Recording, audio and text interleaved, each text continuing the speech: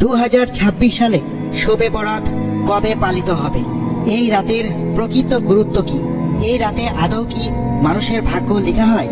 এইসব প্রশ্ন প্রতি বছরই মুসলমানদের মাঝে নতুন করে আলোচনার জন্ম দেয়।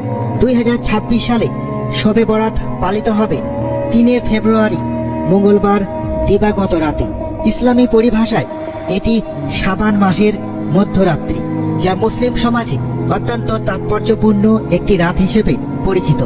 শবে বরাত শব্দটি ফার্সি ভাষা থেকে এসেছে, যেখানে শব অর্থ রাত এবং বরাত অর্থ মুক্তি বা পরিত্রাণ। আরবি ভাষায় এই রাতকে বলা হয় লাইলাতুল বারাত। হাদিসে এই রাতকে শাবান মাসের মধ্যরাত হিসেবে উল্লেখ করা হয়েছে। বহু দেশে এটি শবে বরাত নামেই সুপরিচিত এবং মুসলমানরা এই রাতকে ইবাদত বন্দেগীর মাধ্যমে অতিবাহিত করার চেষ্টা করেন। পবিত্র হাদিস শরীফে বর্ণিত হয়েছে, এই রাতে আল্লাহ তাআলা অসংখ্য বান্দাকে ক্ষমা করে দেন।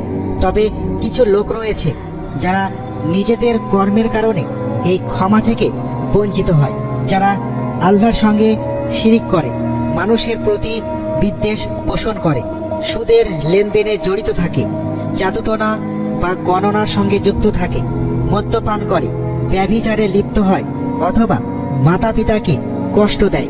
তাদের ক্ষমা থেকে বঞ্চিত থাকার কথা বিভিন্ন বর্ণনায় এসেছে। হযরত মুআজ ইবনে জাবাল রাদিয়াল্লাহু তাআলা আনহু থেকে বর্ণিত, নবী মুহাম্মদ সাল্লাল্লাহু আলাইহি ওয়াসাল্লাম বলেছেন, শাবানের মধ্যরাত্রে আল্লাহ তাআলা তার সমস্ত সৃষ্টি জগতের প্রতি রহমতের দৃষ্টি দেন এবং মুশরিক ও বিদ্বেষ পোষণকারী ব্যতীত সবাইকে ক্ষমা করে দেন। সহিহ ইবনে হিব্বান হাদিস নম্বর 5665। অন্য এক বর্ণনায় হযরত আবু সালামা রাদিয়াল্লাহু তাআলা আনহু থেকে বর্ণিত হয়েছে, এই রাতে আল্লাহ তাআলা মুমিনদের ক্ষমা করেন, কাফিরদের ফিরে আসার সুযোগ দেন, কিন্তু যারা অন্তরে হিংসা লালন করে তাদের হিংসা ত্যাগ করা না পর্যন্ত ক্ষমা করবেন না। অনেকের মাঝে একটি প্রচলিত ধারণা রয়েছে যে শবে বরাতের রাতে মানুষের আগামী বছরের ভাগ্য নির্ধারণ করা হয়, কিন্তু কুরআন ও সহিহ হাদিসে এ বিষয়ে স্পষ্ট কোনো বর্ণনা নেই। বরং কুরআনে ভাগ্য নির্ধারণের রাত হিসেবে লাইলাতুল কদরের কথা উল্লেখ করা হয়েছে, যা রমজান মাসে আসে। তাই শবে বরাতকে ভাগ্য নির্ধারণের রাত বলা সঠিক নয়। হযরত আয়েশা সিদ্দিকা রাদিয়াল্লাহু তাআলা আনহা বর্ণনা করেন, এক রাতে নবী মুহাম্মদ সাল্লাল্লাহু আলাইহি ওয়াসাল্লাম নামাজে দাঁড়িয়ে এত দীর্ঘ সময় সেজদা করছিলেন যে তিনি মনে করেছিলেন হয়তো নবীজি সাল্লাল্লাহু আলাইহি ওয়াসাল্লাম ইন্তেকাল করেছেন। পরে তিনি তার পায়ের বৃদ্ধাঙ্গুলি স্পর্শ করলে নড়াচড়া অনুভব করেন। নামাজ শেষে নবীজি সাল্লাল্লাহু আলাইহি ওয়াসাল্লাম জিজ্ঞাসা করেন, তুমি কি ভেবেছিলে আমি আর বেঁচে নেই?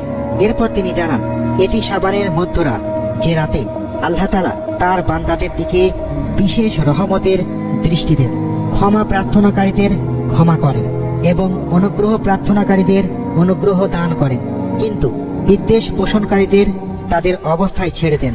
আরও একটি হাদিসে এসেছে, নবী মুহাম্মদ সাল্লাল্লাহু আলাইহি ওয়াসাল্লাম নির্দেশ দিয়েছেন, যখন শাবানের মধ্যরাত আসবে তখন রাতে নফল ইবাদতে দাঁড়াতে এবং দিনে নফল রোজা রাখতে। ইবাদতের মধ্যে শ্রেষ্ঠ হলো নামাজ, আর নফল ইবাদতের মধ্যে শ্রেষ্ঠ হলো নফল নামাজ। এই রাতে বেশি বেশি কোরআন তেলাওয়াত, দরুদ শরীফ পাঠ, ইস্তেগফার, জিকির আজকার এবং দোয়ায় মশগুল থাকা উত্তম। অনেকে কবর জিয়ারত করে মৃত আত্মীয়দের জন্য দোয়া করেন, যা স্মরণ ও শিক্ষা গ্রহণের একটি মাধ্যম হিসেবেও বিবেচিত। শবে বরাত উপলক্ষে দান খয়রাত করা, দরিদ্রদের সাহায্য এবং মানুষকে আহার করানো সওয়াবের কাজ হলেও শুধুমাত্র হালুয়া রুটি বা খাদ্য আয়োজনেই ব্যস্ত হয়ে ইবাদত থেকে দূরে সরে যাওয়া বুদ্ধিমানের কাজ নয়। এই রাতের মূল উদ্দেশ্য হল আত্মশুদ্ধি, তওবা এবং আল্লাহর নিকট ক্ষমা প্রার্থনা। এই রাতে যা করা উত্তম, নফল রোজা, নফল নামাজ আদায় করা, কেরাত ও রুকু সিজদা দীর্ঘ করা, কুরআন তেলাওয়াত করা, বেশি বেশি দরুদ শরীফ পাঠ, ইস্তেগফার, তাসবিহ তাহলিল ও জিকির করা, নিজের পিতামাতা, আত্মীয় স্বজন, বন্ধু বান্ধব এবং সমগ্র মুসলিম উম্মাহর জন্য ক্ষমা ও কল্যাণ কামনা করা, পাশাপাশি দেশ ও জাতির শান্তি ও সমৃদ্ধির জন্য দোয়া করা। অনেক সময় সূরা দুখানের তৃতীয় ও চতুর্থ আয়াতের ভুল ব্যাখ্যার কারণে শবে বরাতকে ভাগ্য রজনী বলা হয়। অথচ অধিকাংশ মুফাসসিরদের মতে উক্ত আয়াতে রমজান মাসের লাইলাতুল কদরকে বোঝানো হয়েছে, যেখানে গুরুত্বপূর্ণ বিষয় নির্ধারিত হয়।